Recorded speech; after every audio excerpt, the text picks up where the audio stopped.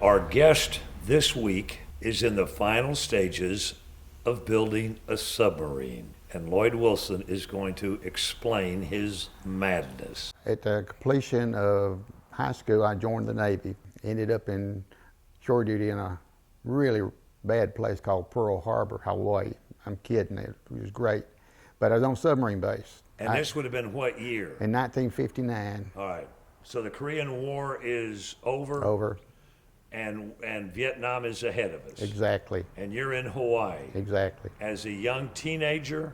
I was 17 years old when I went in. In Hawaii? In Hawaii. And those stories are left for another day? Yes.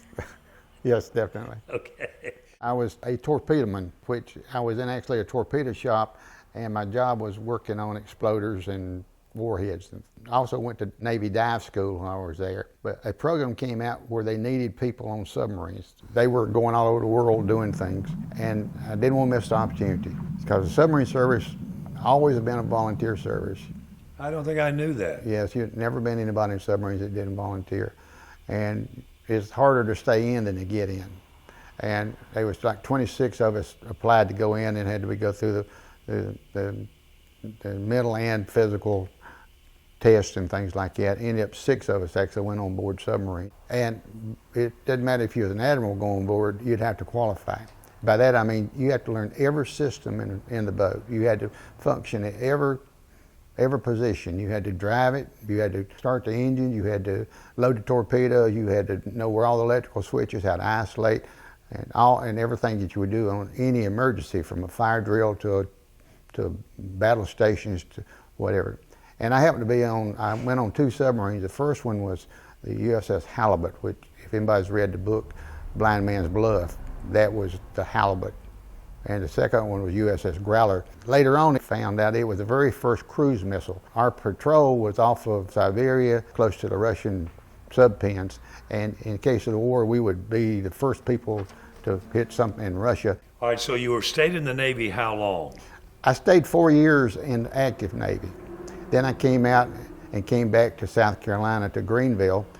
Started with Piedmont Natural Gas, but I stayed affiliated with the reserve program, and I stayed in it. The total service was 42 years. The day I turned 60, I was retired. By that time, I did many different jobs in the Navy Reserve, mostly diving jobs. And here you also did some diving in the upstate. Yeah. In fact, the Navy's the one that got me in the diving in the upper state. The rescue squad came to me and wanted me to come help them find lost objects. As you remember, you interviewed me a number of times. It seemed like every weekend for a few years we would go out and meet each other. And you remember I did underwater habitat. I want you to tell them that story. I believe you could tell a story. No, I want you to tell it. You built an underwater habitat and put it out in Lake Hartwell. Right. Tell me that story. I went through a little commercial dive school and met some people that had a dive shop. Had an idea to do a promotion down in Sylacauga, Alabama. And what they took was a Dipsy dumpster and turned it upside down, put weights to hold it down, and actually put air in it and went up inside it for 24 hours and had a disc jockey in there that would broadcast. And they wanted me to come down because of my background with the Navy and everything. I had a little bit more technical information. I still got a memory you'll remember. I found a tornado shelter, a round, looks like a big orange, 8 foot in diameter, buried in the ground, and you open the door and it's tornado shelter. We took that and cut the bottom out of it, a 48-inch hole in the bottom, put a sleeve in it, and anchored it with 60,000 pounds of concrete out right across the double bridges on the right. And we did it a little bit more than did in Alabama. We actually stayed 54 hours with a radio broadcast, live broadcast. And this is where Paul Brown comes in. He shows up, and I don't know. Somebody wanted to get married. Yeah, we had a couple get married, and they wanted Paul and I, or Paul wanted to film them. So the difference is that he's a landlubber, and no tunnel to it. So I talked him into, and it wasn't easy. That let me have his prize camera. I put it in a 5-gallon bucket with about 45 or 50 pounds of lead, sealed it, and took it down and put it inside, and swore to him it wouldn't get wet, and it didn't. And then I had to take Paul down, so I just told Paul, I put a mask on and gave him one of my regulators and put it in his mouth. And I said, just start breathing, just look in my eyes and don't look around. And I took him down, and next thing you know, he was inside.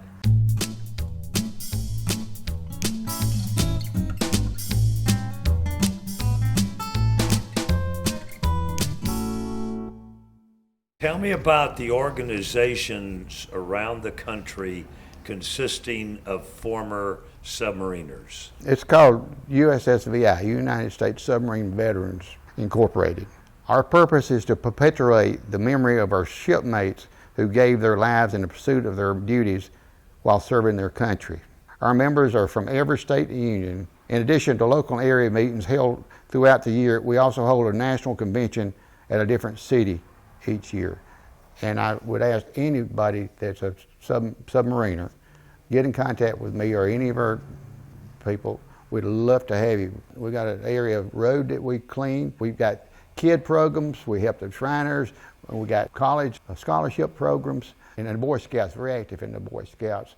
And of these 156 chapters, just about every one of them has a float that is a model of a submarine. They're made up of a facsimile of a submarine, usually a fairly large trailer and a big black tube with what we call the sail on top of it, with all the numbers and everything. Really neat, and it gets attention, but it's just a static display. So that was the idea, was that we would make one of those. I thought about a submarine. I'd built one before, but it was just a submarine that I actually sat in and had a little electric motor in it with a scuba gear and floated around in Lake Hartwell. It was off of a little drop tank off of an American airplane. So I started looking for drop tanks that would maybe suit. I looked on eBay of all places and found drop tanks, and a place in New Jersey had 14 of them from Russian MiGs, and they were 17 foot long and 40 inches in diameter. I have been involved in every aspect of it, but I would like to give credit to Sherman Swafford in Spartanburg. He owns Skyview Signs. And a lot of these things have been donated. Meredith Battery in Anderson, he very graciously gave me one. So here's a new battery, it's several years old, but it's yours. I went to Next Door, which is a canvas place, and talked with them. And I've got a little bit of canvas that's on top up here, and Dave's Canvas made that for me. You started building it when? This was after Thanksgiving. I'd come up here like early in the morning and stay till it got pretty warm, and I go back and start researching. And how many hours you think you've got in this thing, Lloyd? I'd say 60 hours a week. Okay. Because 7 days a week I'll come up here and spend some time, but sometimes it's just research. And I've had other people that come in and help me too. Give my listeners an idea of what this is going to look like and what's going to happen when it's in a local parade. What are they going to see and hear? Right. Well, I can't tell you exactly because it can be configured any way you want it to, and it's going to depend on the length of the parade and in experience. We'll find out. But the truck will be pulling the float, and in the back of the truck will be 5 to 6 of our veterans, our submarine veterans. In that truck there will be 2 operators. One will be operating the controls to make all the functions. The other will be operating the sound effects. When it first starts out, it's an ocean scene with our names and the dolphins. It's called Submarine Dolphins. There's 2 of them on it, large ones. When you see it, one side's gold, one side's silver, because that's when you go on a submarine, you have to qualify. You have to go through all these programs to become a qualified submariner. If you don't, as I mentioned earlier, it's harder to stay on than get on. If you don't, you're not going to stay on there, because usually if a submarine has a casualty, everybody's gone because of the extreme condition of the pressure of the water and isolation and things. So it's very important you get on board, you get in tune and you get qualified. One of the greatest things that ever happened to me when I got qualified, and they hand you dolphins to you. But the gold dolphins is for officers, and the silver dolphins on the other side of here is for enlisted. When it starts down in the parade, sound effects will be like a submarine sound effect, sonar. And it may have other motor sounds and things. This is all in experiment, we'll find out. Right. But it'll be something to get attention, wonder what that is. If you ever watched an old World War II movie, or even modern, we still do it, there's a horn sound, it's called a claxton, but it's an OA model horn kind of sound, Ooga horn. At that time, a submarine starts coming up, a 18-foot long, big, black submarine. Then the running lights come on. The red one for left or port, the green one for starboard, and the white one for back on the tail. People will come up on the bridge in the sail, the high point of the submarine, and the masts will come up, the radar masts, the periscopes, and we've got rotating radar on it even. Once it hits surface and settles in, we'll start playing certain music, patriotic music, but when we get ready to dive, to go back down to repeat the process, the music will stop and it will be the ooga horn, it'll be dive, dive. At that time, the people will come down from the sail, the lights will go off, and then it will vent water. And when it gets enough water heavier than the ocean, then it sinks. It's 8 or 10 vents on a real submarine, but this one only has 3, but you'll actually see the spray come out. And then the final thing is a flag. And then it also has flag, which we stand for. You don't find a submariner that don't stand for the flag, or any veteran, I feel like. And we may add other things to it. We eventually, in my mind, I want to fire a missile. Sure. Yeah, I mean, absolutely. I think the first time I said something about it, I said, you don't fire ball rockets because we might burn down Pickens or Greenville or something like that. Well, I wasn't quite thinking that way, but it's open for a whole lot. One of the things we want to do is get young people involved in the military and on patriotism, telling them about our life and how great it was and what it led to, because it's amazing some of the people that in my Veterans Association, what they've done after they got out. I mean, they just never stop.